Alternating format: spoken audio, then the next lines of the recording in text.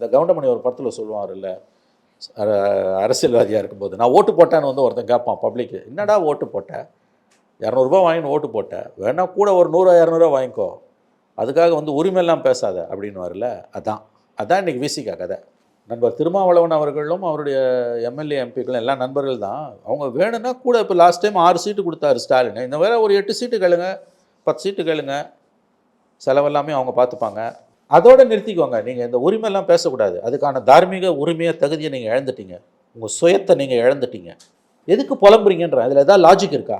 புலம்புறதால அவங்க இறங்கி வரணும், அவங்க இறங்கி வரலான்னா நீங்கள் வெளியில் வரணும். என்ன நடந்தாலும் நான் வெளியில் வர மாட்டேன், நீங்கள் வெளியில் வாங்க நான் சொல்லலை, சத்தியமாக சொல்லலை, அது உங்கள் உரிமை. ஏன்னா பிரதான எதிரி பிஜேபி, அதனால தான் நாங்கள் திமுகவோட இருக்கோம். நீங்கள் தெளிவான ஒரு ஸ்டாண்டில் தான் இருக்கீங்க, அதையும் நான் மதிக்கிறேன். நடுப்புற எதுக்கு இந்த புலம்பல்? உங்களை போலீஸு பாடாப்படுத்துது. பல இடங்களில் பாஜக காரர்களுக்கு கொடுக்குற உரிமை கூட விசிகாவுக்கு கிடையாது, கொடியேற்றுறதுலையும் கட்சி நிகழ்ச்சிகளை நடத்துறதுலையும்.